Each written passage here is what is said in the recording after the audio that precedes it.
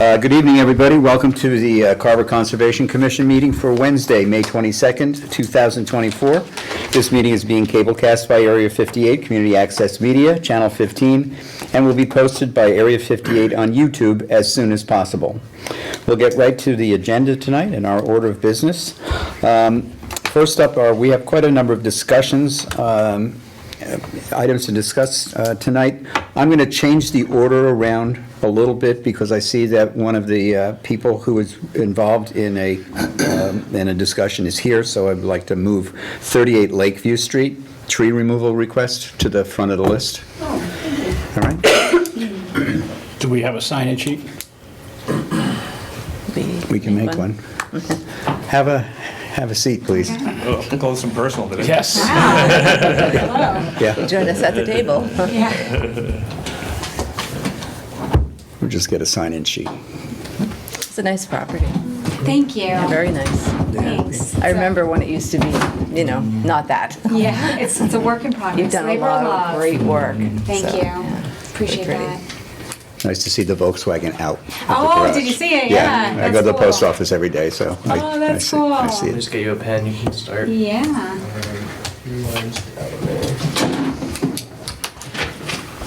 thank you. She can use my pen. She can use my pen, Emil's fine. Sorry, just twist it. What is happening?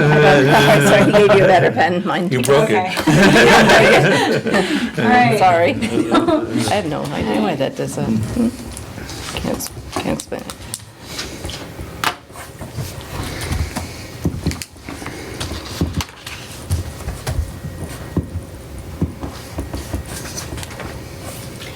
Project is, do I put my address as the project or? Yeah. Okay. Please.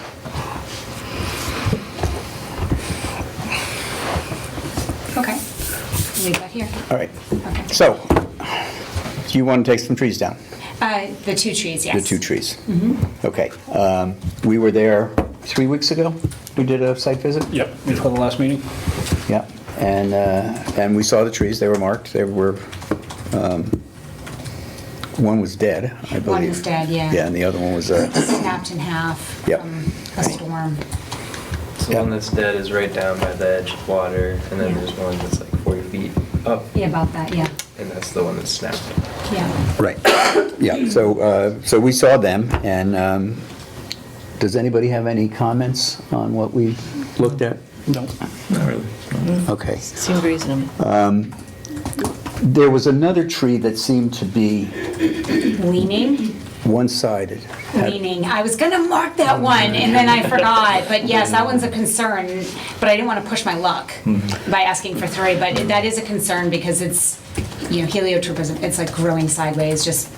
Yeah, we yeah. noticed that. It was all. Yeah, it's that- a little dangerous, but I didn't wanna push my luck and because it wasn't broken or anything, like, I don't know, but that is on my list. So, I don't know, what is your thought about that one? Well, it was noticeable Yeah, that it was a yeah, thre- no, a it's threat to definitely- your house, because Yeah. it is so heavy on one side. It There's no is. foliage on one side, and It the other is, I side's know. very healthy. Yeah. So, I don't know what the protocol is to add a tree during a discussion. I mean, is it being requested for removal? I would- can I I'm not add exactly an sure which amendment tree you're into- referring to. There was one that was, Yeah. pretty much adjacent to the one that snapped. It's And it was right next- yeah. a It's out of- 80-foot pine Yeah, that was it's- growing, only it's had out of- growth on the side facing the house. And it's, No, I just didn't notice that it was issue, so.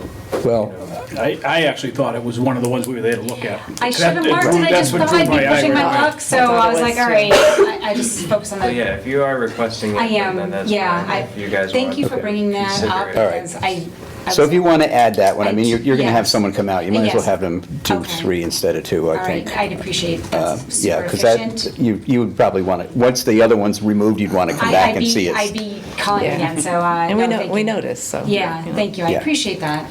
All right, so I'll accept a motion to, We want to stipulate, leave the stumps, all right? yeah. Yeah. Leave the stumps, okay, Right. Yeah. sure, I understand why. Yeah, the root structure just holds Sure, the of soil in course. place, Okay. especially the one that's down by the water, because it's a Sure. slope. Of course, yeah.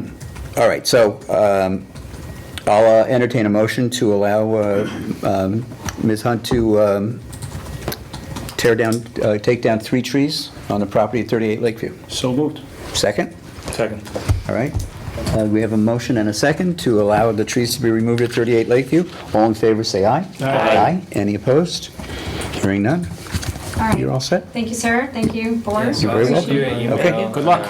Giving you Okay. written approval, you can show it to your arborist or landscaper.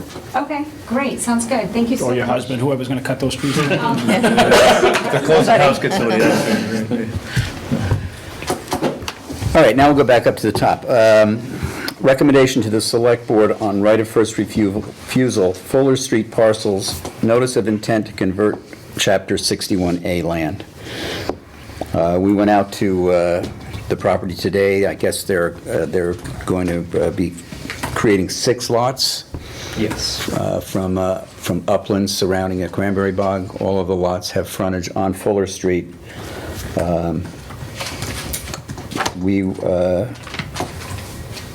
The 4 of Dave and Ann and Carl and myself and Emil were there today and took a look at it.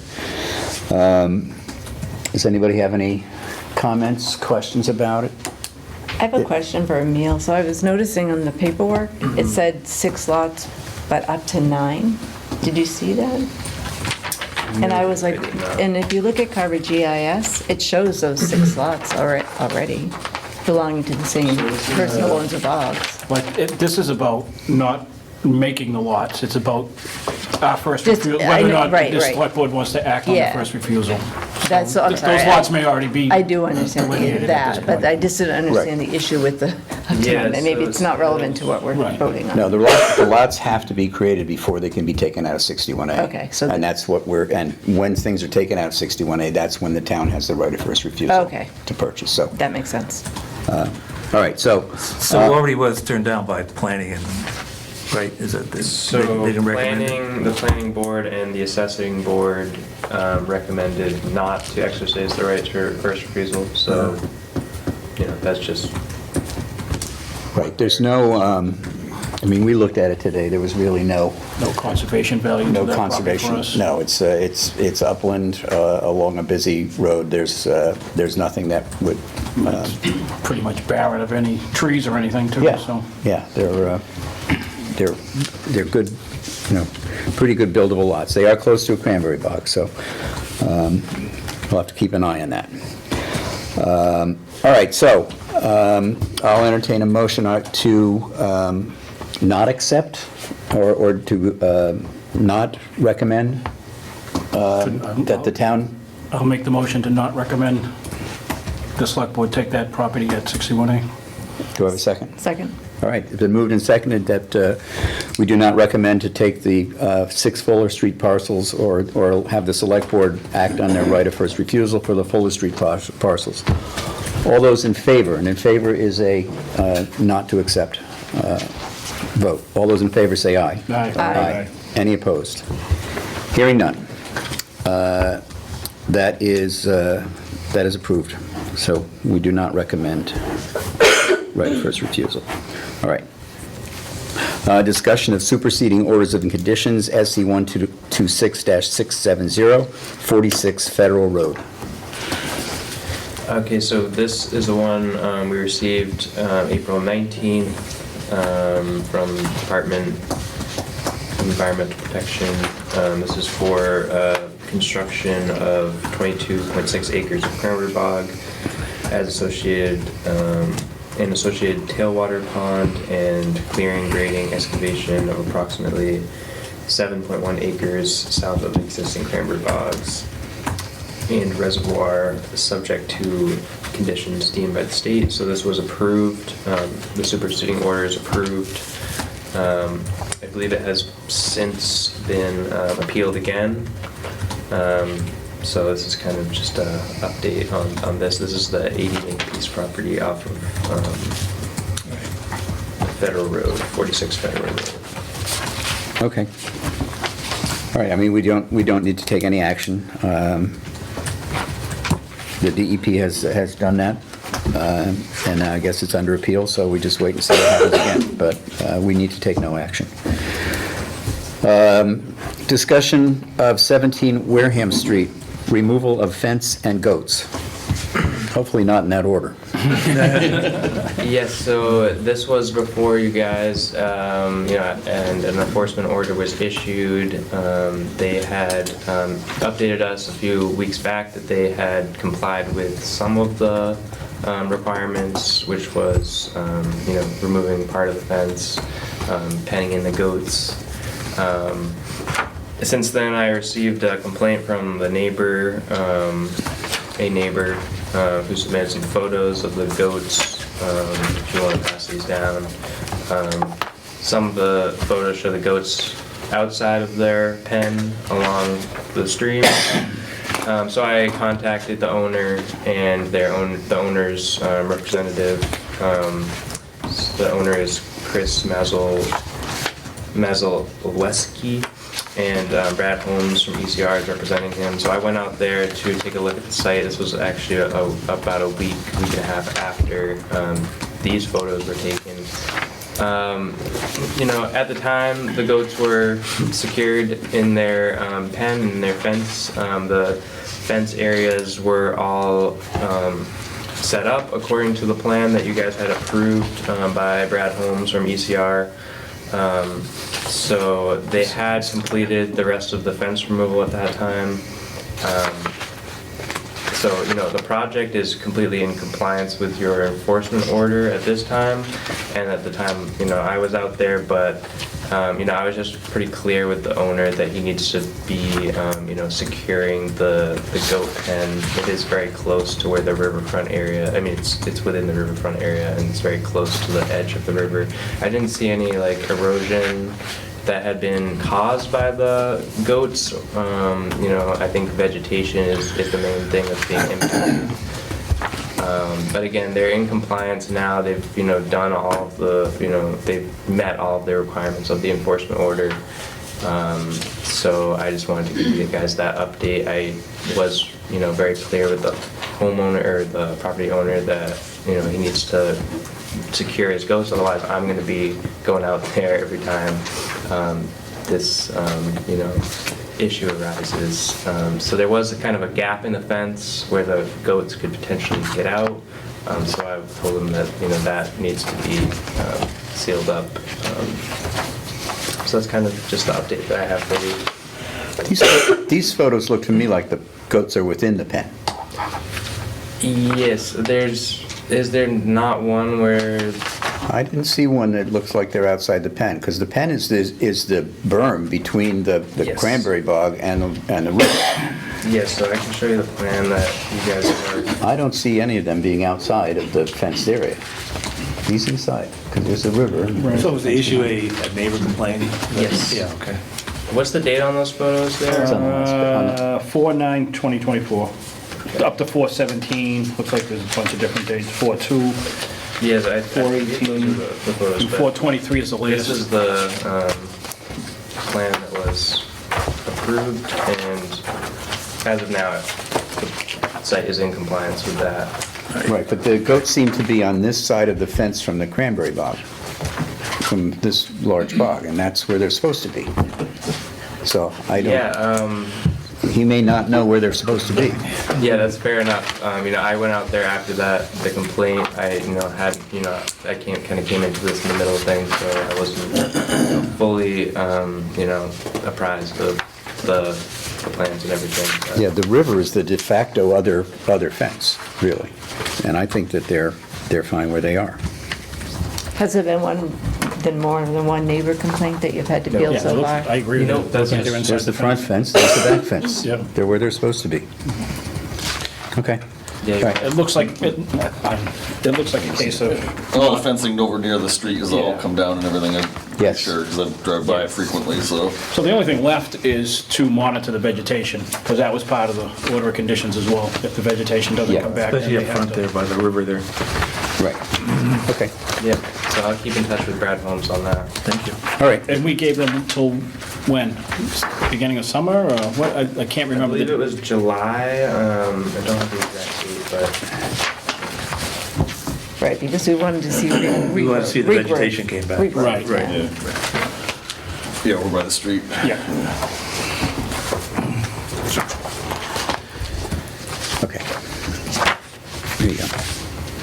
All right, so, Thank you. as far as we know, they're in compliance and the goats are where they're supposed to be, Right. as of those pictures and when you were there. Next up is the discussion on Lot 2 South Main Street. I would like to move that to later in the meeting, since we have a continued public hearing on that, on the piece of property that's next door to that. So I'd rather have the discussion on Lot 1 first and then talk about Lot 2 afterwards. Is that okay with everybody on the board? It's fine. Is that okay with you? All right. We'll do that. Discussion of superseding negative determination of applicability, 104 Tremont Street. Yes, so we received this superseding determination from the Department of Environmental Protection on April 30th, 2024. So this was also for 104 Tremont Street. This RDA was submitted by Save the Pine Barrens, and basically the question was whether or not the sand operations on the property were subject to protection under the Act. And the State Department has basically said that they're operating under exemption, that exemption being 310 CMR 10.04 agricultural exemption. And so the state's determination is, basically saying that what they're doing in terms of the sand operations on the property are not subject to the Act due to that agricultural exemption. Okay. Again, nothing we have to do. That it was in the DEP's hands. They've made their determination. And I guess we wait and see if that gets appealed. Can I just ask a question, just Yes. because I'm new, so. It's my understanding that the superseding negative determination, basically, when the state does that, is it the case that our jurisdiction is taken away? And they're taking over So it's jurisdiction? still your jurisdiction if it's within buffer zone or if it's within a wetland, but the activities that they're doing is on land in agricultural use. What the state says specifically here is the sand being removed is used in production of cranberries to level the bogs and periodically cover the crop. The application of sand to existing bogs, excavation of sand from sand pits is considered normal maintenance of land in agricultural use per street 310 CMR 10.04 agriculture B 13B. Therefore, the state has determined that this work is not an activity subject to regulation under the Mass General Law Wetlands Protection Okay, Act. so like, for a COC, would we still be doing that? So there's no COC for a determination of applicability. That's only for a notice of intent. But for the project that you originally submitted to us, someone had said to me, once the state does that, you no longer own the COC, So the they do. state issues the COC for an order of conditions permit. So they would be the ones who go out and do a final inspection after the bogs are. Which we would typically do if this That's didn't a exist. different one from this. Okay, good, I understand. Yep. Thank you, thanks for Sure. clarification, thanks. See. Okay. Next up, 187 Meadow Street. Discussion, third-party consultant. Yes, I believe Derek. Mr. Chairman, my brother's not here yet. I don't know if you want to go to something else and then come back. We can wait if you'd like. If you, yeah, all right, that would be fine. SE 126 COC request, 12 Pondview Way. That's the, Yep, so we went out to the site earlier today. It's the project with the house that is overgrown. They had a permit issued in 2018 for reconstruction of the house in a different footprint set back from the pond. And so basically that order expired and they're coming before us next meeting to, submit that permit application, but they're trying to close out the initial order of conditions at this time. So that's the COC request. No work was done under that order. right. So they basically have to close this out before they can open another NOI. This one has to be shut. Yeah, I don't think there's anything specifically in the regulations that says that, but that's common practice. Okay. All right. It's good practice. So basically, Sometimes you gotta people close don't- this out and start over again. Yes, Yeah, that's what you're yes, and they'll In be effect. before us next project as well. Gotcha. For that project. Okay. So I will entertain a motion to approve the COC for 12 Pondview Way. So moved. Second? All right, it's been moved by Carl, seconded by Curtis, to approve the COC request for 12 Pondview Way. All those in favor say aye. Aye. Any opposed? Hearing none, it's approved unanimously. Okay, are we ready for 187? Yes. All right. Hey, You want to catch your breath? this is time. I'll come up here. How's everybody doing? Good, thanks. If you wouldn't mind just signing in on the sign-in sheet. I suppose I would, yeah. Thanks for everybody who came out today, taking your time, you know. And the folks saw the place. So go ahead and talk about what you want. If there's any questions, I can help you out. All right. Yeah, so we went to the site today, kind of just to get fresh eyes on the site. This property, work was stopped on restoration of the bog. The bog at this point is, not under, production for the season. They kind of filled in certain parts of the bog, and that's what initially issued the stop work order. Gary, was involved with that. We're kind of looking, currently, the last meeting, there was discussion on, whether or not this bog is an upland cranberry bog. And so at that meeting, there was discussion on, getting a third-party consultant for determining that. The applicant hasn't really had submitted us any data on that for themselves, but they've claimed that they had a wetland scientist look at that. But you guys had a wetland scientist out there today. He told me that he didn't make that determination. So at this point, we don't have any data showing that that's an upland bog. I consider it to be a wetland resource area, and so if that's why obviously the work was stopped, and so we're just trying to kind of consider how to move forward. They've declined the first scientist that Gary had suggested. They also said that they've reached out to some other people. They haven't been able to get in touch with anyone. My opinion is that it'd be in everyone's best,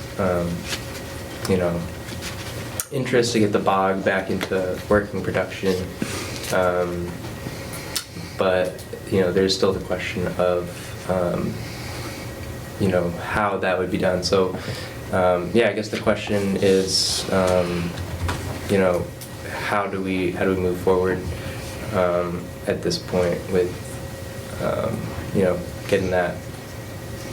At one point, and I don't know if Gary had this list, but Brooke did have a list of soil and scientists. Yes, and I did give them a list when I went out there and met with them the first time. But their point was that they wanted to make sure it was someone that you guys were comfortable with, and so they're kind of wondering how that would be determined. So.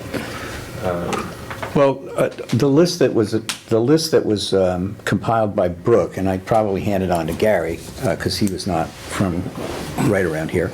I think that we were fine with anybody on that list. So I would probably just go from the top and keep calling until someone says yes, I'll do it, and someone that you agree with. But why do we, refresh my memory, why do we want to know if it's an upland bog? Because he's going to convert it to a cranberry bog, or going to make it a bigger cranberry bog, right? So what's the issue with that? What do we, I just can't remember actually what we decided. Well, I think the issue would be that at any future use, we would have to have that determination. Any further work around the upland area? Around the upland area. So we would need to have the determination, and it's probably easier to do it now than when there are crops on it. Right. So, Yeah, so I kind of came into this in the middle of things, so I just wanted to get, everyone's, point of view on it as I got myself involved. I talked to the State Department on it. He said that, they were, working in, they had proof that they were working in land, in agricultural use. So that the agricultural exemptions apply. However, the work that they had done, was above and beyond the agricultural exemptions. So I guess, my initial thing was, what's your intention for this property? And, we had discussed that you want to get it back into working order. It seems like now you want to also make a pond back there for the sourcing the water. Right now the water initially was coming from across the street at Reservoir, across the street, and now that drainage ditch is no longer functioning, so they would need to have a new source for the water. So these are all questions that we have. I think it'd be in your best interest to have a plan done showing us exactly what you're proposing, because right now we don't have a project in front of us, so we can't necessarily, the board can't say one way or the other whether or not they approve of what you're doing there, and that's kind of why you're kind of sitting in limbo right now. They can't say because they don't know. So tonight's the night. So we're gonna say what we'd like to do. So the project, I say Emil because that's my brother's name. That's fine. Is that okay? Yeah, I don't mind.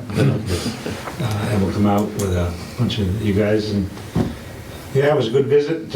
You see what you see. We'd like to put the place back into production. That's what I've said from the beginning. Any way that we can do it, I want to do it. I prefer not to discuss or debate wetlands or bogland. Let's leave that aside. Let's just see what we want to do here. Whatever the rules that you folks have, let's put it in the rules and make a farm there. So what does he need to do that? He just seems to be a disconnect. Yeah, so I think the best thing to do would be have an engineer draw a site plan for the bog and Yep, the so we're gonna do that, so you guys can see it, right? Right, and then bring that back to us, then they can, approve that, whether or not it needs a permit, that's something that, I get it, Emil. So we're looking at putting a pond there for irrigation, squaring off the bog, putting a landing area in the back. We need access to the back. Sammy, you might have known that they didn't have access because the mother had the land next door. He used that access, so we're gonna need that driveway there. We can shorten it up. We can, and I know everybody's saying, can you just give us the square footage that was there back then? We may be able to, maybe short by a couple thousand square feet. My question is, can the pond count for, since we don't have water access from LSD Atwood anymore, can the pond count for credits or square footage or whatever you guys are looking for the picture? And we're willing to do that, and I'm gonna come back with a plan, but I need to kind of know whether you're gonna say the pond kind of counts for it. If I have to go to the left side where the neighbors have a driveway and clear that stuff and do some stuff over there. Tell me what you're looking for. Tell me what's gonna make it work. well, this again, and I'm glad that you brought this up because it's something that I didn't think about when Dave asked his question. One of the reasons that you really should find out if this is a wetland or an upland bog is that if it's an upland bog, you don't have to do any replication. I prefer not to debate that because neither one of us has definitive proof of what it is. And that could stretch us out forever. All right, but what I'm saying is that, I've lost a year already. I prefer to move forward. So if I said to you, I'm gonna prove to you it's an upland, then what's the town get? the town gets, What it gets you is that you don't have to replicate, you don't have to come back and create the same size bog area that you have Oh. now. You don't have to replicate it if it's an upland bog. If it's a wetland bog, you have to do one-to-one of replication. and I think I can do that. I Okay, think I can do that. From the original footprint, because we have some extra land. Derek pointed out that we have land going around the side and around the back. I can probably do that. okay. But for me to come in there and say that that's an upland bog, I mean, I have some in Rochester, I know, because I put the bulldozer out there, I knew what it was. But that's why there are soil scientists. They can tell you. They can do test bores and they can come back and tell you, It's yes. questionable. We're gonna be back and forth. It's up to you. I mean, We ask everybody else to do it. I don't see why we shouldn't, why we should stop doing that now. If we have a question about it, we ask other people to get soil samples and have a report issued as to whether it's an upland or a wetland. how about if I just tell you it's a bog and that's it? And we don't debate it anymore? Then we say probably no. No what? No to what? Then we would probably say that the DEP has said that what you're doing is above and beyond, and we would probably put a halt on it and have you return it to exactly what it was 5 years ago or 3 years ago. So I think that where we start here is determining through a soil sample, through a wetland specialist, whether it's wetland or upland. That is the first step in what we have to rule on. We can't just say, well, let's call it this and make a ruling. You guys already did. And the previous agent already did that. I'm saying, let's call it what you call it, and let's go from there. Let's put it back to farmland. Well, then You erring... think I'm making a bad move? No, but erring on the side of caution, then we would have to say the entire area is a wetland bog.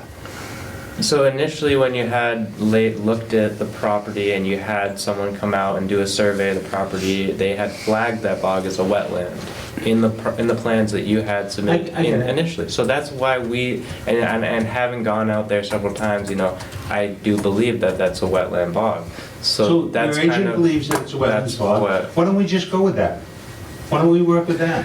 But you'll say you'll make it the same size as what it was before. Then you gotta That's what I'm replicate, saying. then you gotta replicate the square footage. All right. Yeah, that's what I'm saying. So then have Then someone to- draw up a yeah. plan? Right, so we have extra land there. Unfortunately, we gotta go next to the neighbors and wreck their buffer, but we'll do what we gotta do Okay. to make it fit. Okay? You know, Yeah. Savory, we're not, I just want to put a farm there, like I've said from the Right. beginning. I just want to put a farm back there. Right. Your jurisdiction, I'm not sure that we should fight about it. So you seem to say you're going to make it the same square footage as it was before, right? That's what you're Yeah, asking me that's, for. that's, And then he's yes. asking too, will a pond count as that square footage? Is that what you're Yes, asking? yes, thank you. So does it? I think creating a tailings pond is something that is allowed under agricultural exemption, under 10,000 square feet. I think it would be in the interest of the board to, rather than having him clear extra land that's already vegetated with upland forest and stuff like that, allowing a pond to be put in rather than clearing extra land that's already been cleared. I think, removing as much of the fill that's already been put into the bog and returning the existing footprint, as much of that can be done, and as the much more that we can limit more clearing of, mature trees. I think that is all better for the commission and for, the wetlands. That's why I'm here tonight. Okay, but then, yes, then I would agree with that, returning it to the original footprint. But, there was talk about changing the footprint of it so you could have your So driveway. he The is original footprint will definitely, not be Okay. there again. It will not be there It again. will not be there again. There's a road there that we need to access the backland, to access pumps and Right. to facilitate pond excavation. The road there has to stay. I can shorten it, I can work with you guys. yeah, We so can that's put why they wetlands. want the plan, Yeah. to Listen, show that. I'll get you a Yeah, I plan. believe that, yeah. I'll get you a plan. So that's, they And if can't you make want a the square, determination. Savory, if you want the square footage, I'll give you the square footage. If that- I don't want it, it's what our laws say. Sorry, it's not, I don't flip a coin. That's what we do, that's why we're here. So, So this board is gonna decide tonight whether we encroach into the neighbors and expose all their, This board is going to tell you if we would be able to include the tailwater recovery pond as part of the square footage for your wetlands. can you do that tonight? We can do that tonight. But then, you have to come up, even if including that tailwater recovery pond, if that's the way we vote, your square footage of the entire thing, the cranberry bog and the tailwater recovery pond, has to equal the square footage of the pre-existing bog. Done. All right? Okay? So, does anybody else have any other questions on this? No. I don't. I'm not aware of, so you're saying a tailwater recovery pond can be Yeah, so included? as part of As part- exemption, you Okay. know, cranberry growers can That's- build and a I'm fine with that. pond out of a BVW Okay. or right. you know, a wetland area. So this would be an area that was existing bog. It would be turned into you know, a pond, and that square footage could be counted. And I think that's more than fair. All right, do we have an open NOI on this or no? All right, There's no Okay. nothing in before us in terms of that. They've you know the stop work is because of all right, so for the purposes of moving forward, I will entertain a motion that will allow the applicant at 187 Meadow Street to include the tailwater recovery pond square footage in the square footage that he needs to meet in order to be able to do his project. And that square footage has to equal the existing square footage or the square footage that existed prior to any work that he did. Do we have a plan that shows how much square footage you had before? I believe we do. There was some... There's a plan. I don't know if it has that number on there, but there is a plan. You know, I think you know your engineers or whoever does the plan should. Yeah, we have them here if you guys want. I just don't want that to be a bone of contention down the road. No, there's a plan that shows the shape of the existing bog, because at some point there was talk about putting a house and a Right. little cutout. I've seen that, but I didn't So- see a square footage. But the plan is there, the square footage can be Calculate, calculated. it can be Okay. calculated. Yeah, so, Yeah, as long as, like I said, as long as we have a number to start with, yeah, to- and, to adjust you know, against, yeah. we can overlay old with new No. and decide what has to happen. So, It doesn't have anyway, to be the same footprint, though, it just has to have doesn't have to be the same square footprint, it has to be the square footage, that's what... So you're not allowing any, there's nothing for making your roads wider, or nothing that cranberry guys do all day long, making the roads wider? If you have Not allowing 10,000, any- if you had 10,000 square feet of cranberry bog 3 years ago, your new plan has to have 10,000 square feet of cranberry bog and tailwater recovery pond. How you work that into your property is up to you. Okay, good. So I'm glad you said that. So that applies to everybody in town. Yes? Good, good. Thank you. Thank you. Okay, we good tonight? Yeah. Well, we have to have a vote. Bring us a plan, yeah, it'd be great. I think Yeah. yeah. Working Right, the so- plan, now, get a hold of Emma. I will make that motion. All I right. don't remember exactly how you said it, but I'll make the motion. The motion is to allow the applicant at 187 Meadow Street to include the tailwater tailwater recovery pond in the into total his- square footage of the New plan. Newly proposed. Newly proposed ball. newly proposed bog. So moved. Second. Did you get that, actually? Second. All right, we have a second from Ann. All right, all those in favor say aye. Aye. Any opposed? Hearing none. That is approved. So your next step is to do an NOI, notice of intent? I know. I'm gonna do some engineering first, and we'll come Okay. back and see you, okay? That's fine. And thanks so much for your help, and all you guys are volunteers. and Thanks for coming out. Just don't Thanks, forget to sign thanks for the... showing us thanks for showing us the property today. Okay.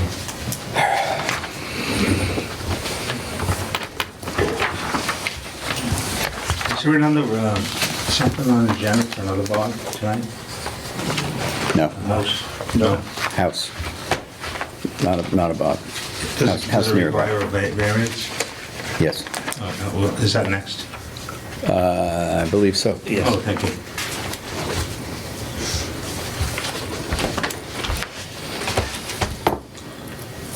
Okay.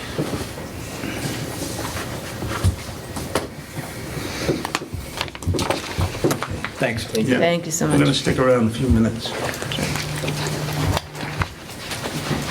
Okay, now we move on to our continued public hearings. We have 276 Meadow Street, SC 1266678. They sent a letter to continue it again till our June 12th meeting. Yes. So we're not, that's off of tonight's agenda. Which brings us to South Main Street, Lakeview Street. This has been in front of us for a few meetings now, and this is the property where they're building a house on the corner of Lakeview Street and South Main Street, adjacent to cranberry bogs. We have currently an enforcement order in effect to basically a stop work order until we vote on a variance that is required because this house is a single-family dwelling, is within 100 feet of a cranberry bog, and it is a Carver bylaw, not a state bylaw, that this is, that refers to. So, at this point, we received the report.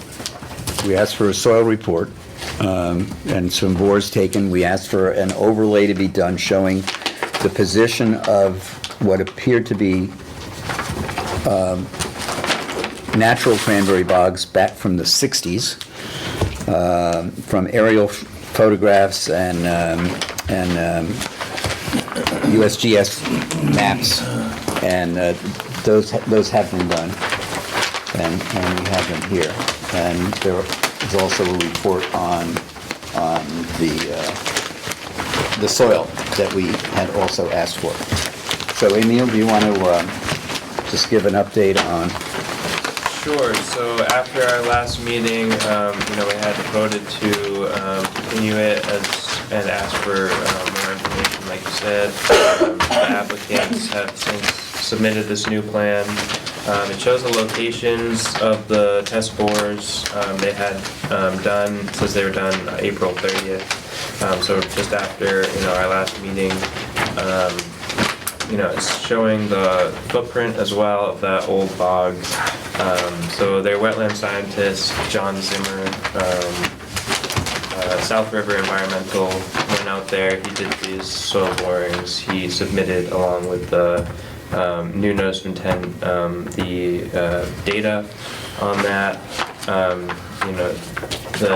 Their wetland scientist is, classifying those soil tests as upland soils in terms of what they found in there.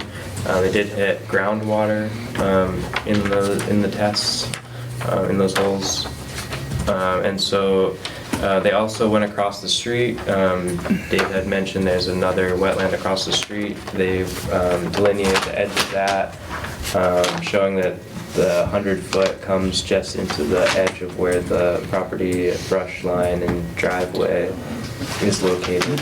And they've also claimed that as an isolated vegetated wetland, so that would not be subject to the Wetlands Protection Act. However, it would be subject to Carver bylaw. Okay. All right, well, first of all, thank you for doing what we had asked you to do. I think that this, this is very helpful, and indicating where the bog was before it was enlarged, I think, is also quite helpful.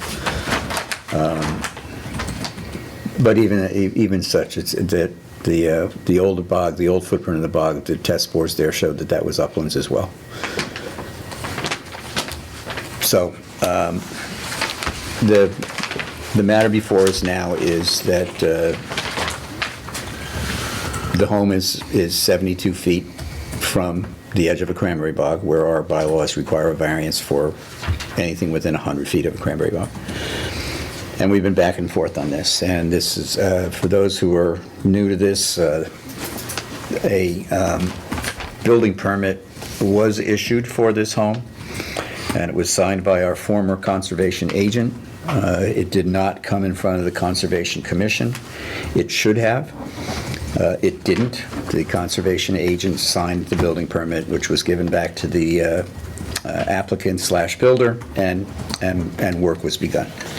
So this basically comes back to an error that was made within Town Hall that gave the builder tacit approval to go ahead with this home, which he did.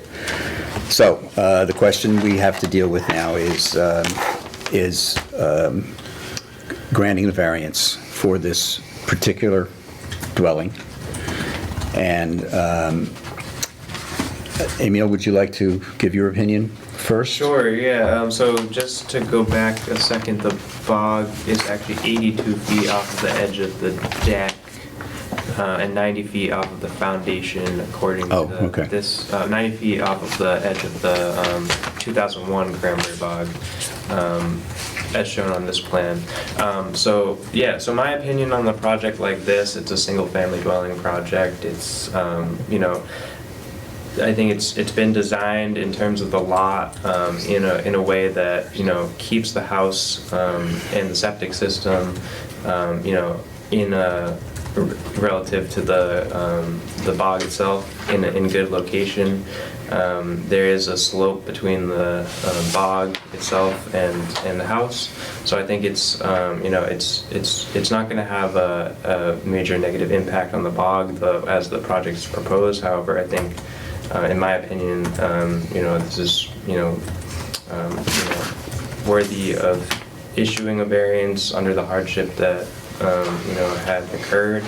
And I think it'd be in the interest of protecting the resource area, which is the cranberry bog, whether it's a wetland resource area or just a natural resource to the town. Vegetating that slope between the bog road and the house itself with native seed mix, as well as potentially putting some split rail fence or other boundary markers along a buffer zone, would be beneficial to a project like this as it's proposed. I think it's as I've said before, a permittable project. I think it's been designed in a thoughtful way in respect to the resource area and the lot. So that would be my opinion, that it's not going to have a negative impact on the interests of the Carver bylaw, and that it should be approved subject to conditions and given a variance. Okay. I got a couple of thoughts here that I just want to share with the board, and then I'll ask for the board's any comments from the board. First of all, this was basically created by a mistake made within Town Hall, and I said that already. The applicant has done what we have asked him to do with this new plan. The property was cleared a few years ago, and there haven't been any erosion issues with the slope down to the cranberry bog since it was cleared. The slope is relatively shallow, and this doesn't change the slope. In fact, it makes it a little bit less steep where the walkout basement door is.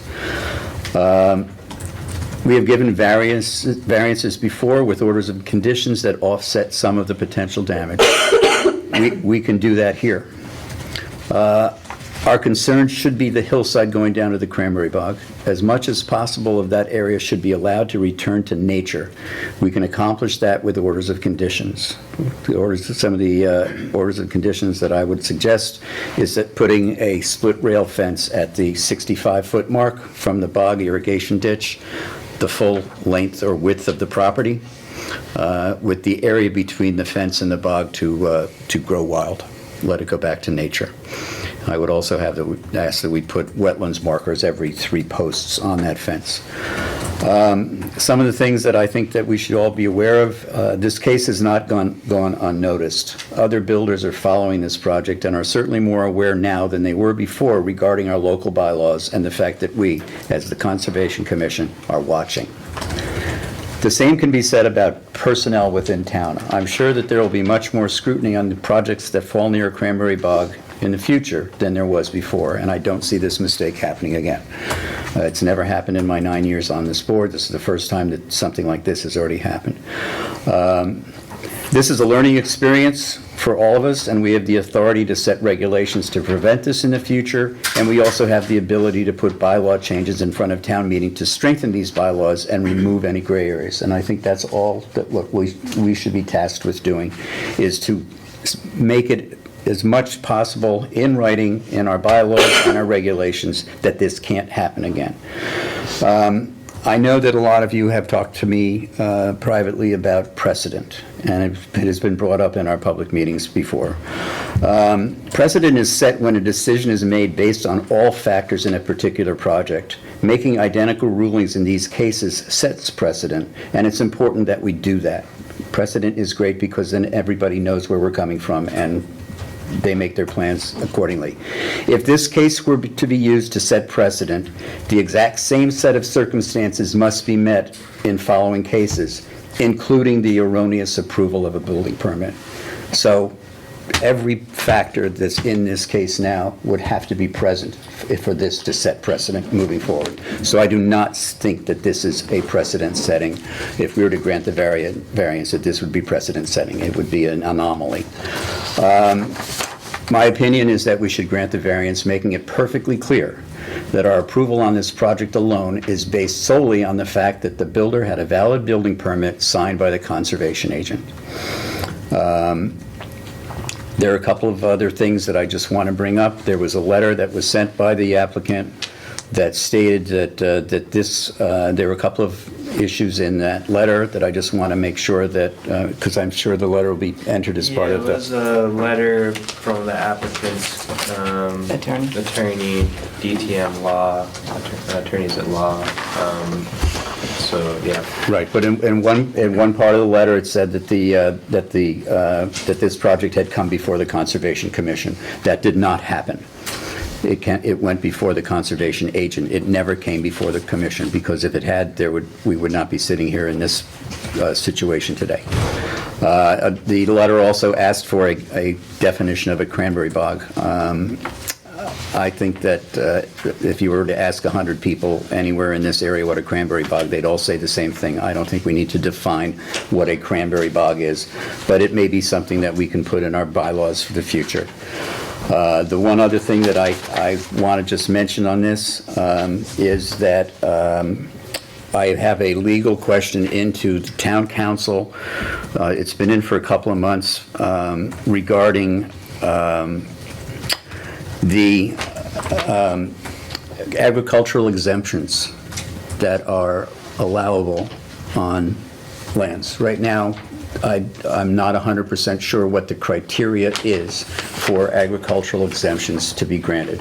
We, as a commission, have generally looked at two factors. Number one, that the property is in 61A. It's not a necessity, but it's something we do look at. And the other thing is that the property owner has a farm plan to grow the berries. Now, in this particular case, with this lot and the two adjacent lots, that property extending into the cranberry bogs, that property may or may not enjoy the exemptions of agricultural anymore because they're not owned. So that is something that I'm awaiting a judgment from our legal counsel on, and it's been a couple of months, but we're going through a new town administrator and and town meeting. It just hasn't been at the top of the priority list. If we do grant the variance and we do have an order of conditions on the variance, I would also ask that part of the order of conditions include the fact that we may need to add additional orders of conditions should the legal question be answered that it is no longer protected and no longer exempt from the agricultural exemptions. What do you mean by that, in terms of like adding conditions back onto a permit? Well, for instance, if it is determined that because this property is now owned by a homeowner who most likely does not have a farm plan, and that the agricultural exemptions are now no longer valid for that part of the cranberry bog, Yes, I just don't think that's how that works.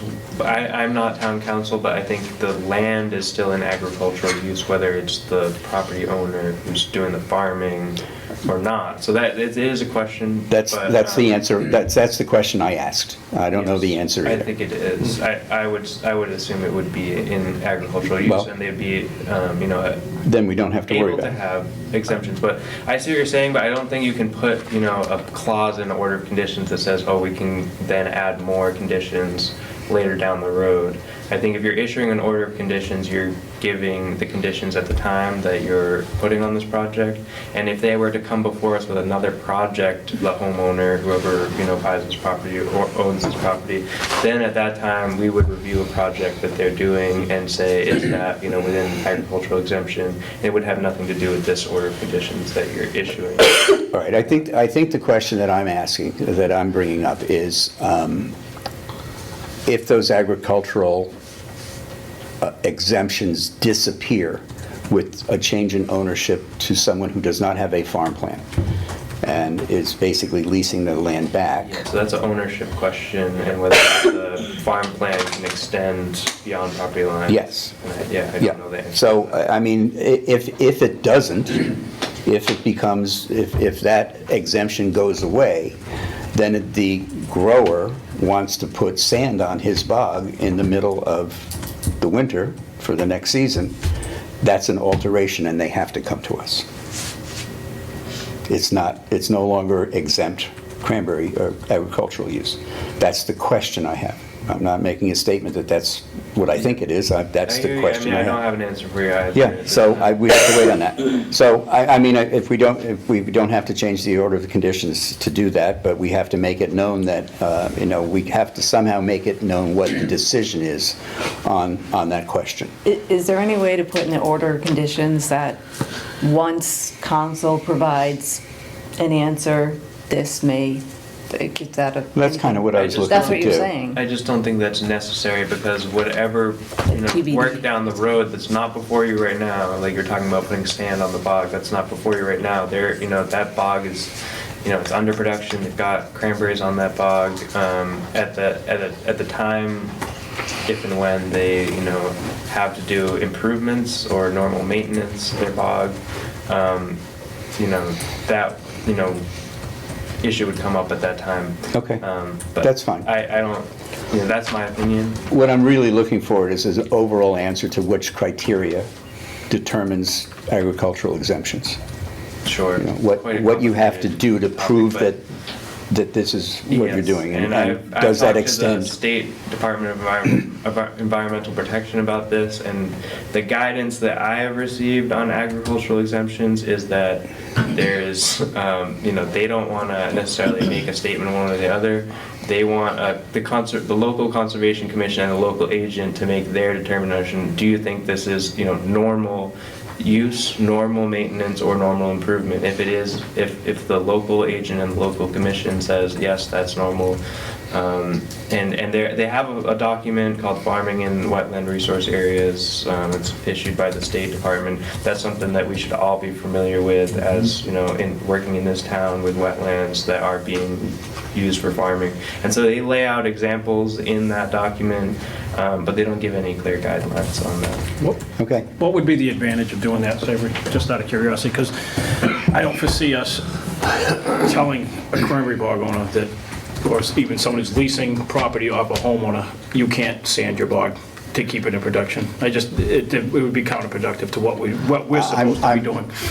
I'm not looking for someone to say they can't. No, I'm just, Sand their that's the bog. example you gave, so that's where Well, I'm going. because that was specific to this property. Right. I'm looking for a black and white criteria that determines whether when the exemptions are in effect and when they aren't. Right. You know, we talked, you and I talked about, you know, a certain percentage of crops being sold. You know, someone could, you know, if it's 65% of crops being sold, making it a commercial thing. I mean, someone could do a little 20 by 20 garden in their backyard, sell 2 out of 3 buckets of tomatoes to their friend and say, Yes, well, I'm that's an why- agricultural, with my exemption, I'm going to take down all the trees around my house.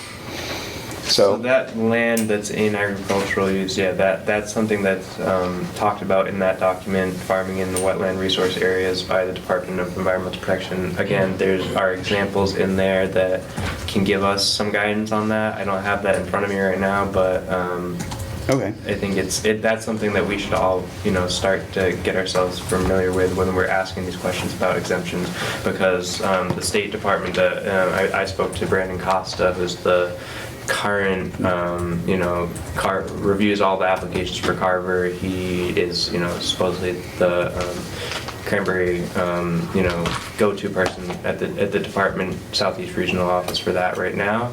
So he, that's the guidance that I got from him, is refer to that document, the farming and wetland resource areas, and use your judgment as the local conservation agent and commission to make a decision on whether Right. that's an exemption.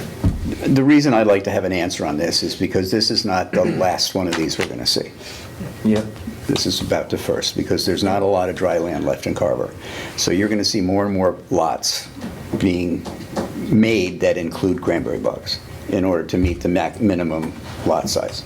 And, I'm certainly not against the cranberry growers growing and doing what they have to do, but I would like to get an answer as to whether or not they have free reign on this and what the something repercussions I are. would like to just put out there is that, cranberry growers should, come to me and ask me, is this an exemption? Or, having, that conversation with me, we can go over what kind of, things are allowed under exemptions. We can look at the regulations together. That's something I would really encourage for cranberry growers in town and, going forward. I'm new here, so it's helpful to have, conversation before you just go and do something claiming you're doing it under agricultural exemption. I think, coming in, having a conversation, pointing out, the regulations, is something that I would really highly encourage in the future. That's just something that I, want to put out there, because I think, a lot of times cranberry growers, they're either assuming they're operating under exemption, or they know they're not operating under exemption. They don't want to come and have a conversation. And so that's conversations that I hope we can start to have more in the, So here we are. the cranberry growers. So here we are. Well, So here we are. anyway, Right. comments from the commission? I haven't made it a secret that I've got serious issues with the way this was handled, both in town, by the town officials, and by the builder and the engineering department here that are in front of us today. A lot of talk has been about hardship, and that the variance should be approved because of the hardship. And I firmly believe the hardship was created by the homeowner, or the property owner, Was submitted and the engineer they hired. 48 hours, so it's kind of. They were point blank told by the planning board that they need, these are not buildable lots until the Conservation Commission rules on wetland versus upland and so forth. And that was back in August. If they had come to us at that point, this all would have been avoided. Where we're at right now would have been avoided. I am concerned about precedent, because I know we're gonna have, and you just said, we're gonna have more properties that are included in bogs. It's gonna be a fact. We all know it. We got one on Meadow Street that's gonna come in front of us at the next meeting. Not that it's a bog, but it's encroaching in a wetland. Their initial plan put that whole house squarely within the 100-foot buffer zone of a wetland. And we're gonna have to rule on that as well. I'm not against the project as it stands. This is specifically on the 100-foot from a cranberry bog. Correct. Bylaw, not Not the anything to do with the wetlands. wetland, but again, it's not apples and apples, but it's not apples and oranges either. It's a similar process that we're gonna have to go through. I just think it was handled poorly by everybody.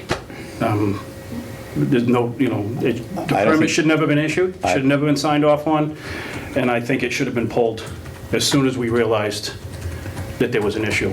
And before any real work had been done on that site, no concrete had been poured. You're right, am I wrong? Because I believe that's what you said in your letter, that You would only dug the hole at that point.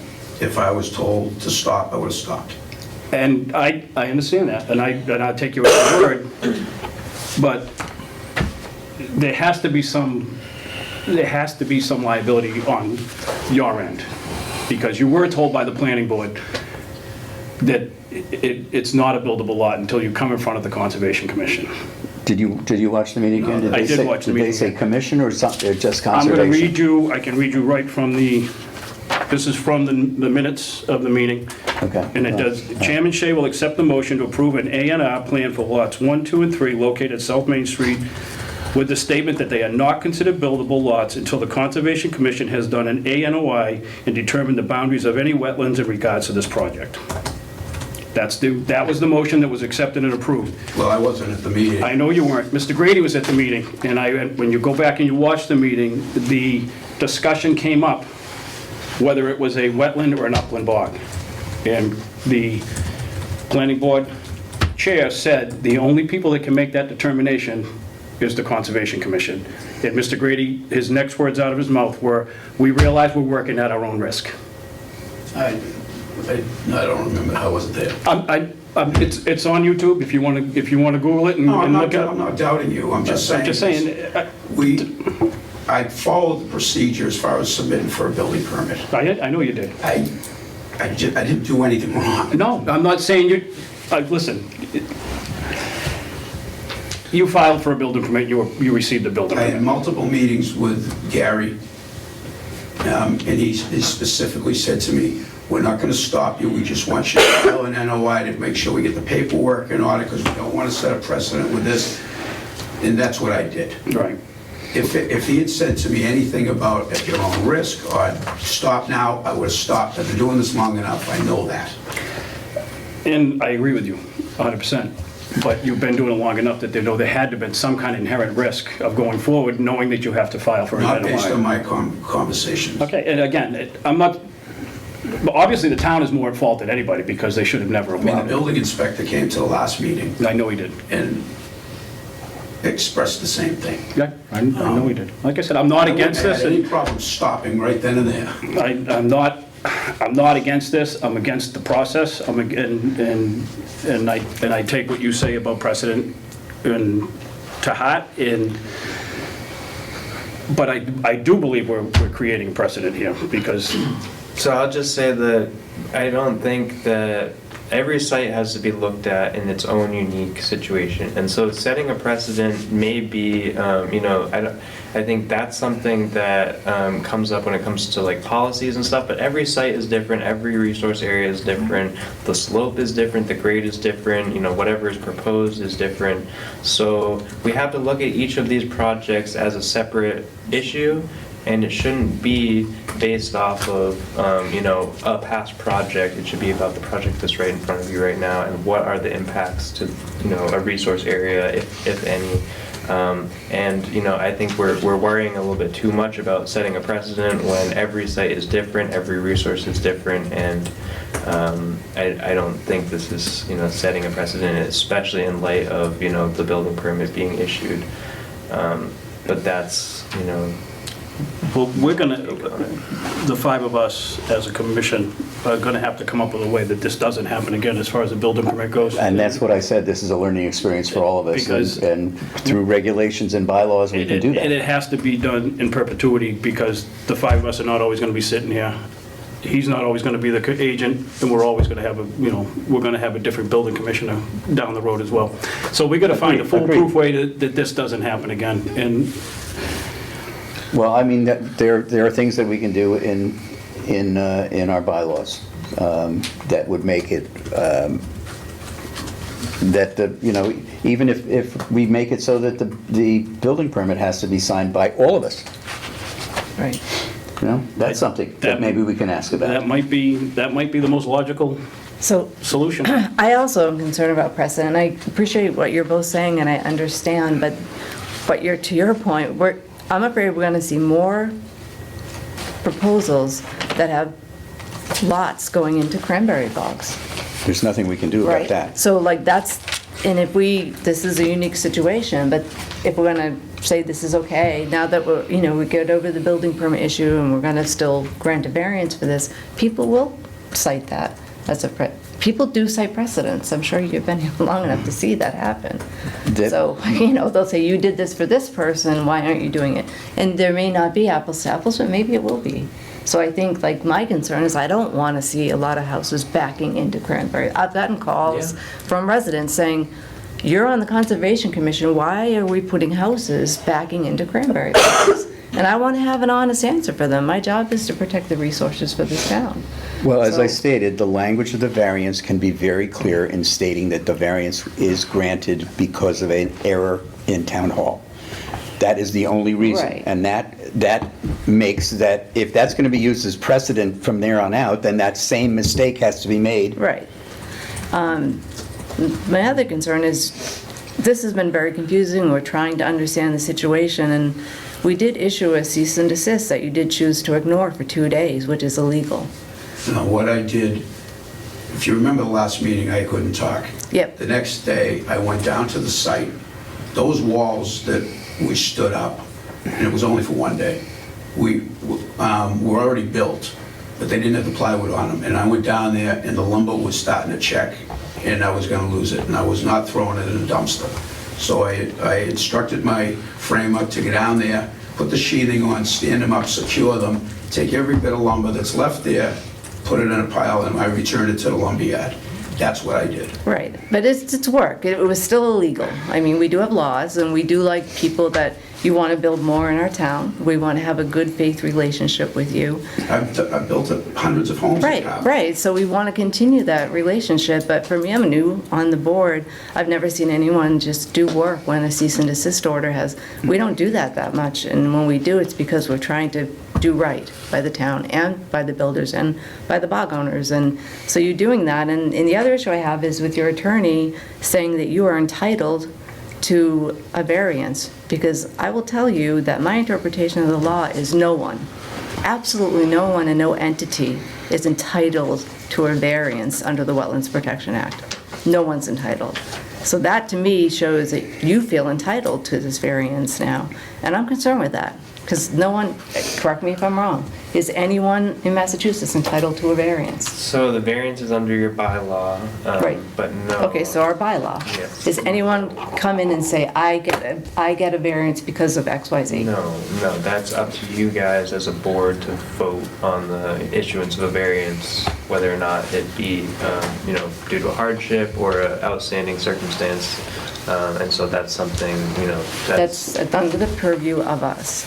And so that concerns me too. I want to have a good relationship, and I want to know that your firm respects our laws, respects that we're volunteers that are trying to do right by this town. I never bring this up when I go before any board, but I've been on the planning board in Kingston for 25 years. I understand all this stuff. Right. And I understand these word precedents. I understand everything.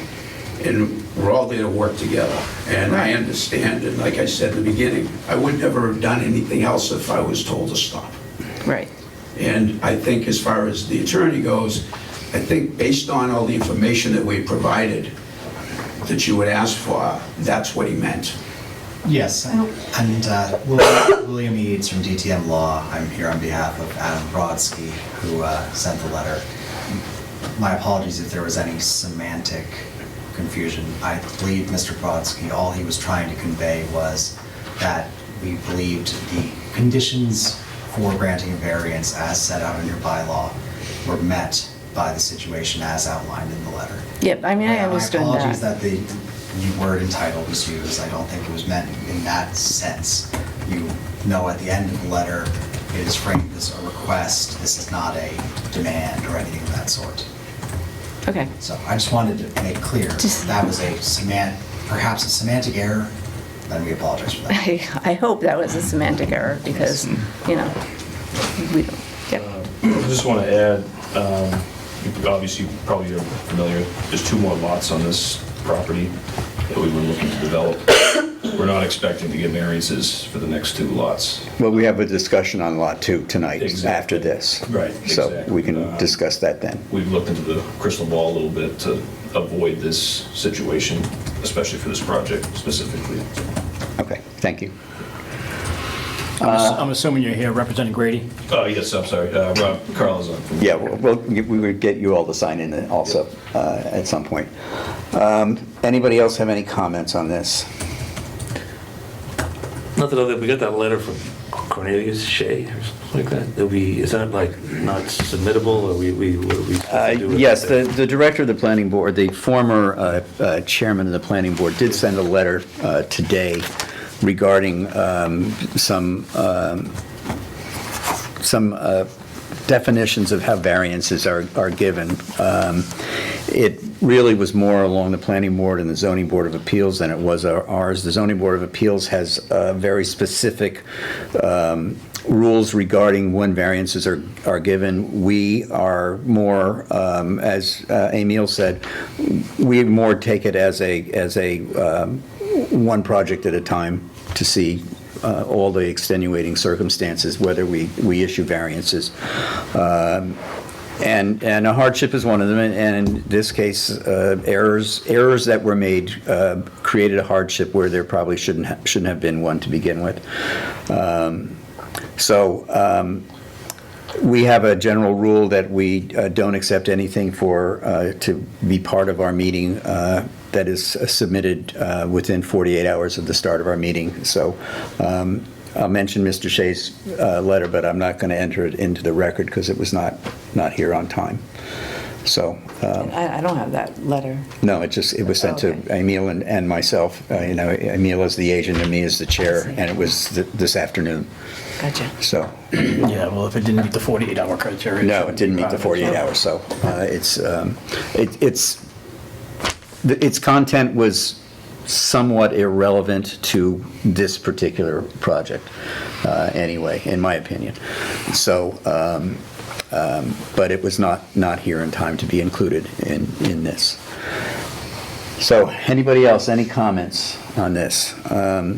Just to kind of recap, I know that Ann and Carl have questions about this.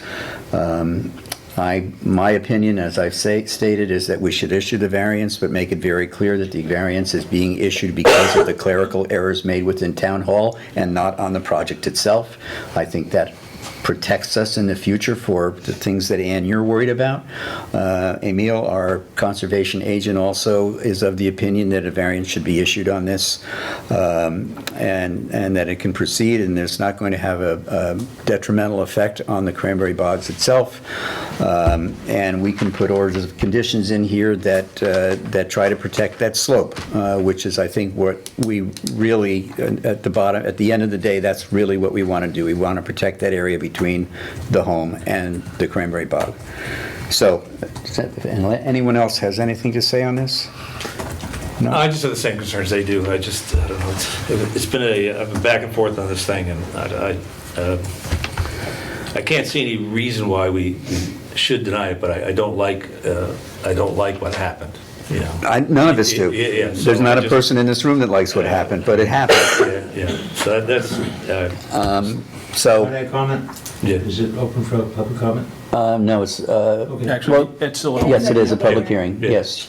So your decision to grant the variance is based on the town's non-performance and not the grade? Correct. The permit got issued erroneously. The permit was issued before it was brought to the Conservation So Commission. you're okay with the grade and everything else? Well, it's got nothing to do with the grade. If it was on flat ground, he's still within, the variance is needed because he's within 100 feet of a cranberry bog. It has nothing to do with grade. So that distance is, you're going to grant the variance on that distance because of a clerical error? Well, it remains to be seen. We're going to vote on it. We but- haven't but- voted if yet. the- That's but- the only thing you're thinking about, right? Is the clerical error? That's the reason that we would grant the variance, because it had created a hardship that was not of. Because of the town? Yes, Okay. yeah.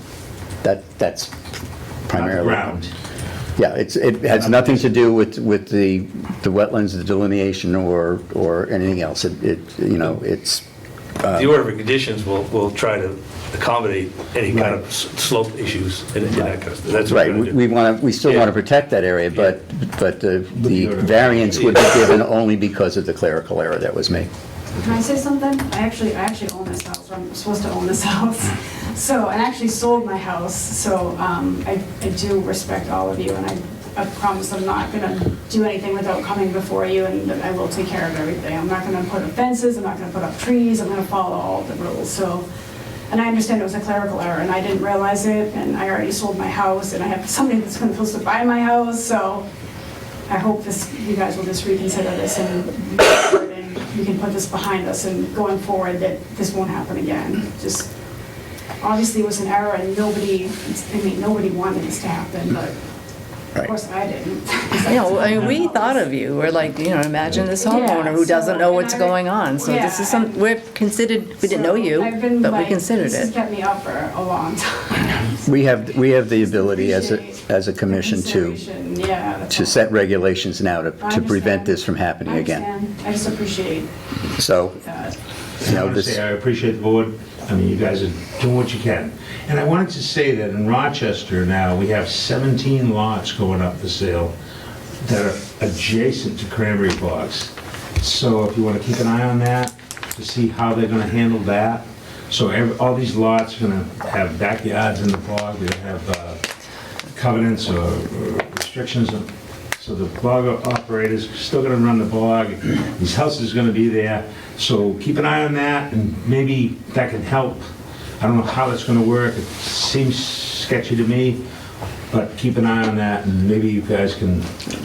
Well, the issue here is that Carver does have a bylaw that prevents the building of a structure within 100 feet of a cranberry bog. So it will be, but the 2 acres in Rochester are going to extend out into the bog. But they are Just like here. here. They are here. Same thing here. Yeah. They are. it is But like- still, that does not change the 100-foot from the edge of a bog, whether it's owned by the property owner or by the By grower. the operator, Yeah. yep. So it's kind of coming, it's uncomfortable. Right.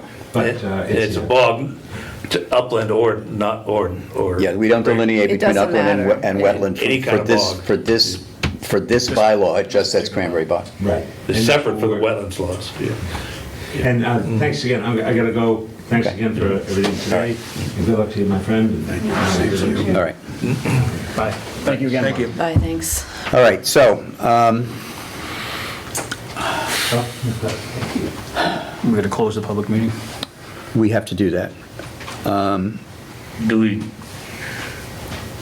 we discuss the order, the conditions, or do we? We can do that after we close the Yeah. public meeting. We can discuss what we want to have in there for orders of conditions.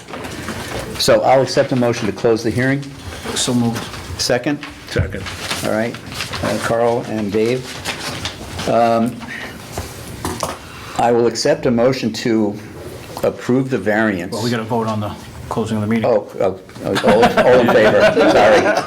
All in favor, say aye. Aye. Any opposed, hearing none. All right, now, I will accept a motion. You're setting precedent. Yeah, I know. No more voting. Next thing you know, committees all over town will be not voting right, on no closing vote. public meetings. Should we do the order of conditions first, though, before we approve the variance? No, I think we Because it can, depends on. we can make what the we- motion. We can make the motion, then discuss the orders of conditions. We don't have to vote on it yet. Just make the motion. Say Make the again, motion. I'm Well, sorry. I kind of agree with Dave. All right, then let's We do got to that. make the motion of what, if we're going to Okay. include that in the motion, then. All right, You know, that's fine. because you might change your mind on That's fine. somebody making a motion if they don't, if they're not Okay. happy with the order of conditions. So what are we looking at for orders of conditions? I had suggested that we have them put a post and beam fence, a split rail fence at the 65 mark from the current irrigation ditch of the bog, across the full width of that property. Is that something that we want to do? Is that one of the orders of conditions? Yeah. I'd have Yeah, to say. I would think so, yes. Okay. Anybody else have? At what distance from the bog? 60? 65 At the foot. 65-foot line. Split rail fence. Split rail fence, just to keep pedestrian traffic and people from encroaching and lawnmowers and things like that. Just Gotcha. set up an area, and that will be 15 feet behind the home. based on this And drawing. you wanted to add the wetland. The wetland marks Marks every every 3 third posts, because they're generally, a fence is 10 feet. So every 30 I don't know if we could really say that there's a wetland there, though, because. It's a resource area. It's a resource area. Right, well, But if you're saying there's a wetland there, there has to be a wetland. I just said, I don't even know if that's So exactly I what. would say the split rail fence, in my opinion, the split rail fence would be enough to just show that All there right. is a boundary there. I think people can see that there's a cranberry bog there. all right. Yeah. So no markers. You mentioned seeding too, or is that not necessary? If you said, I think you should put seed, like natural seeds down, right? So you. Yeah, I mean, there's plenty of like different types of erosion control seeds, native plants that would hold that slope. Where will we so- have them put it then? It would, I guess on this plan,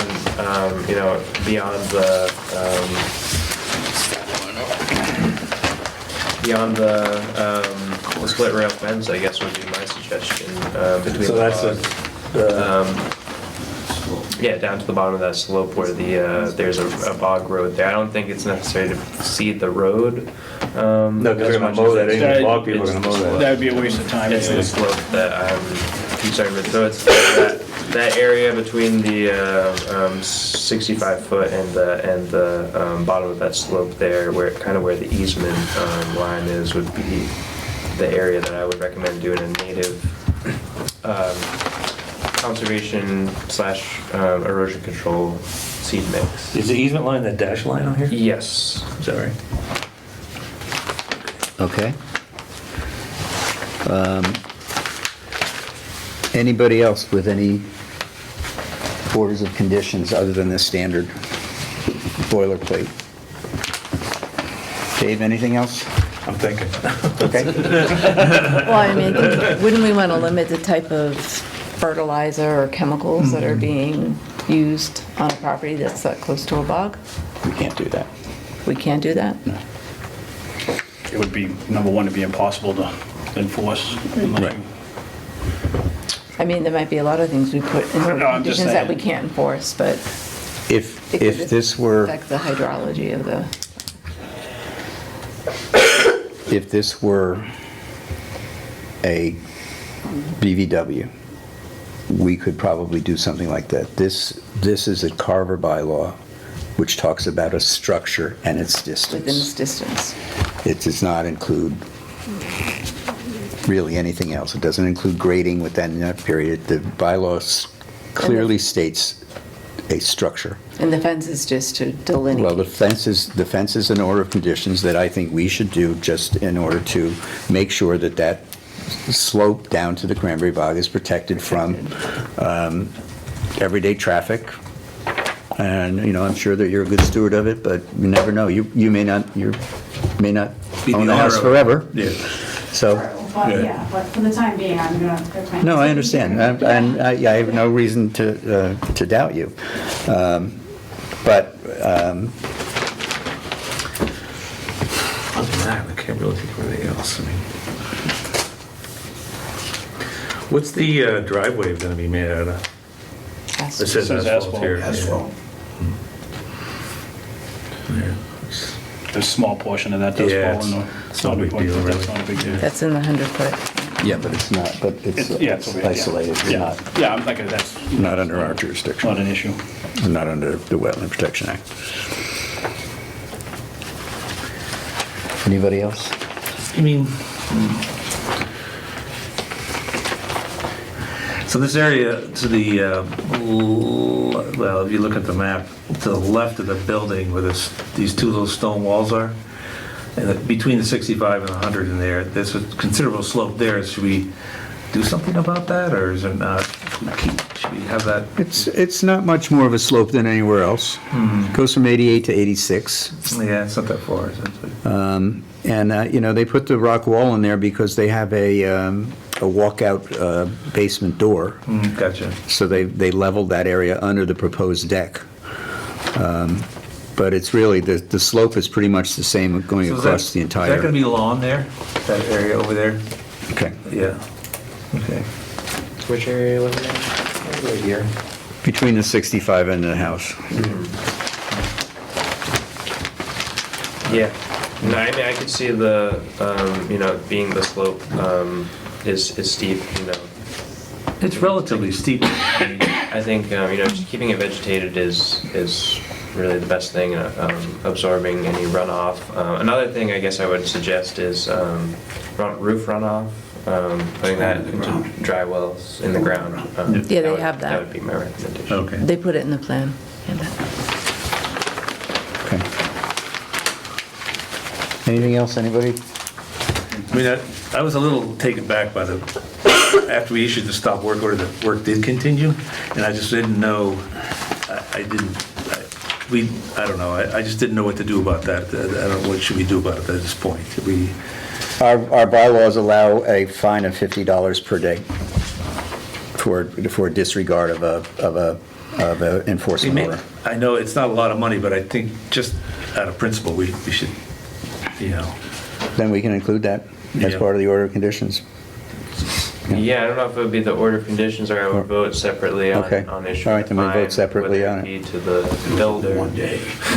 I don't know, I thought it was two there, It was Monday. but, yeah, I think I went out there on a Monday, I wasn't there on Sunday, so I'm not sure what happened. Just Monday. All right, I mean, we can vote on that. That's, I'm fine with That's that. minor, but it's just. No, It's again, a principle thing, though, we don't Yeah. want people just doing stuff. I agree with you. So I have a split rail fence at the 65-foot line, full width of the property, and planting native erosion control seeding beyond the split rail fence. Between split rail and the easement.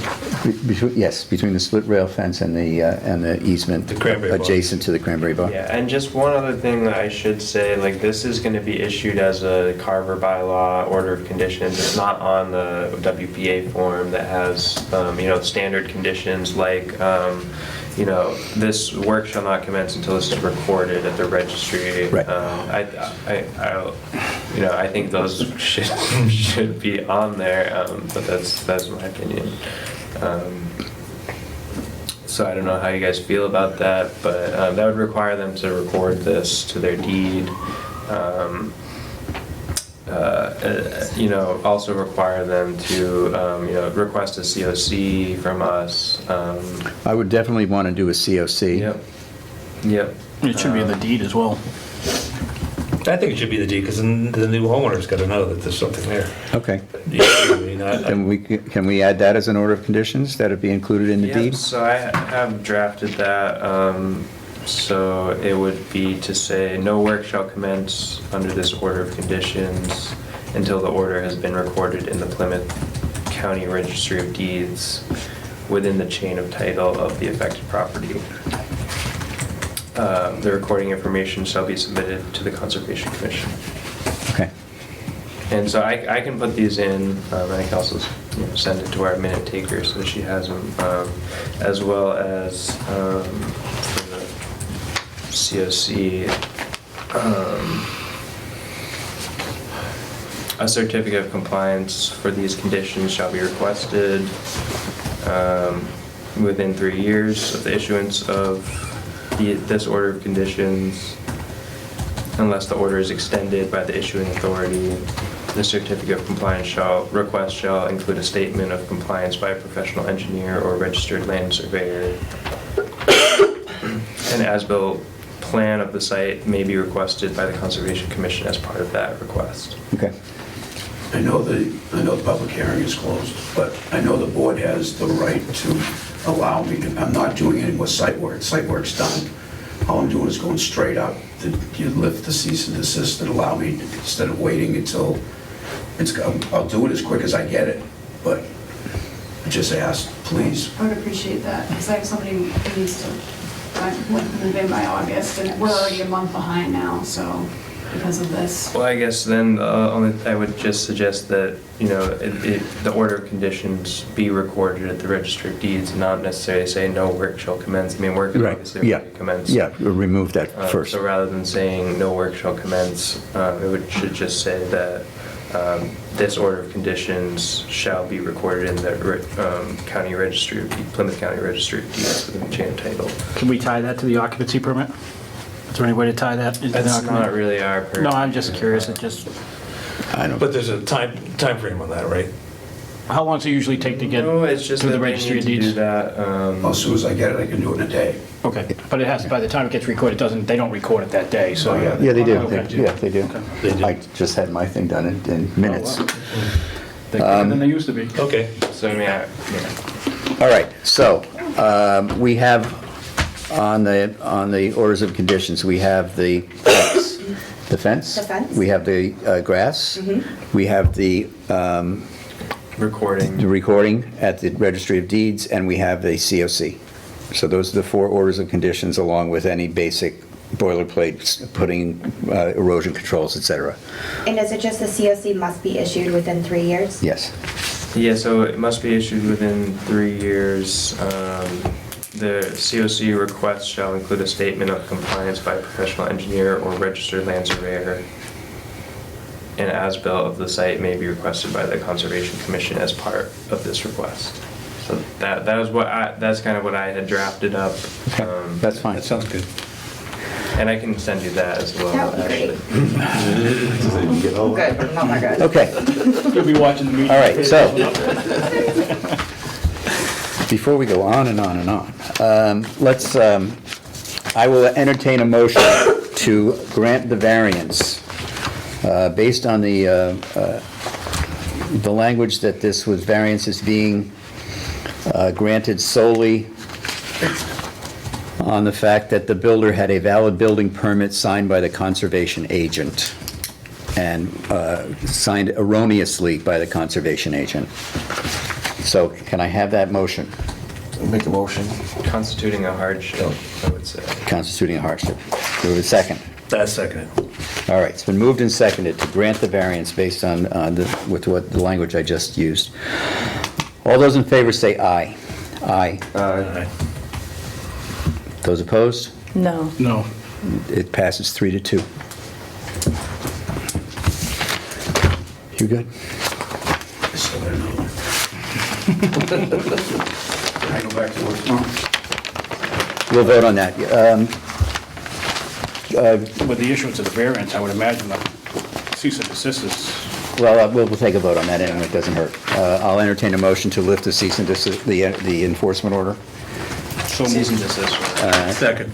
All right, moved and seconded. Carl, Dave. All those in favor say aye. Aye. Any opposed? None? Okay, unanimous. Okay, so let's talk about Lot 2.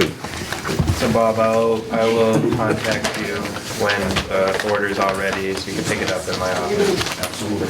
I'll be waiting. All right.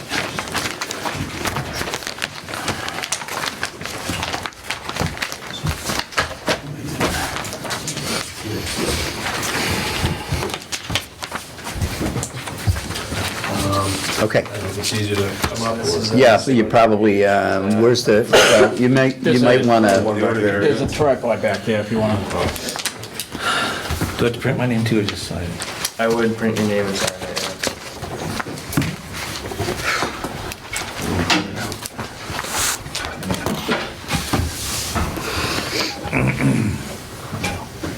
I haven't seen the Carver order of condition form. Yep. I trust it.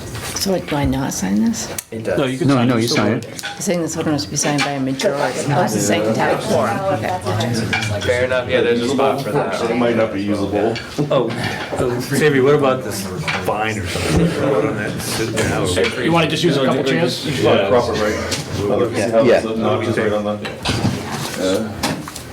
Before we move on. Plan, if you guys. Right. Yeah, just one more thing before we get to this. I need a motion, going back on the other one, I need a motion to fine the builder for the 1 day of work that was done after the enforcement order was in effect. So moved. I'll Second, all right. What- Dave, Carl, One day. all those in favor say aye. Aye. I do Any have opposed? copies. All right, so that's a $50 fine. $50 fine, right? $50 fine. Bob, you signed in, right? Is it the builder? Is it the builder or the property owner? Who are we talking about? The builder. The property owner didn't do the work. Well, I am saying it's the same thing. That's the site plan. The new, Okay. Thank you. Thanks. The future property owner. I got my, Would you put your email address on there too? This is too, you got I think you will. I couldn't remember, was he, who made the motion, was he seconded, or was it the other way around? Dave second, made the motion, I second. I think you guys both did the same. I deferred to Dave. What did I do? Nothing. I'm just playing catch up a little Pick bit. up a bill and I'll pay it at the treasurer's office. How do you do that? The fine? I'm gonna have to look into it. It's my first fine. No, Sammy, what's he do with the fine? He wants to know. We take cash. Jurisdiction to a wetland resource area, then we would have the opportunity to enforce, our regulations against, that work. If they're working outside of buffer zone, then the state has no say, we have no say. They're allowed to do that work according to the state. If they're working within buffer zone to a wetland, and the order has been, appealed and it's in that process, like she's saying, then we would have the opportunity to enforce, issue an enforcement order or something like that against them. And so. But this is all upland, right? We have no jurisdiction per se. No, their order of conditions was issued for work within the buffer zone to, I believe it's Cranberry Bogs, the site. Yeah, I believe that's what the buffer zone is. I have to check to see which Yeah, one. So what's the first step? Contact AD Makepeace? Yeah, that it's up to, I guess, the board, whether or not, you guys would like me to go out there and take a look. I'd be happy to do that. I think it's worth it. Take a look and see. Yeah, so I can reach out to them, contact them, and, set up a site visit for that. Okay, I would really appreciate that. Okay. Great. All right.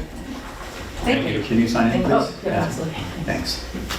All right, minutes from April 24th. Amended? Amended, yeah. There was a date that I corrected. It said May 27th. Yeah, So the 2276 Middle Street. And then I said approved unanimously, but I also said 401, so we fixed it. And you got both bases covered. Just in case I was wrong. So, Dave, did you abstain from the last meeting? Because He you were at the did. meeting before that? That's where the 401 came. I looked it up. Yeah. So you struck the unanimous? Yeah. Right, I did. So I'll make a motion to approve as amended.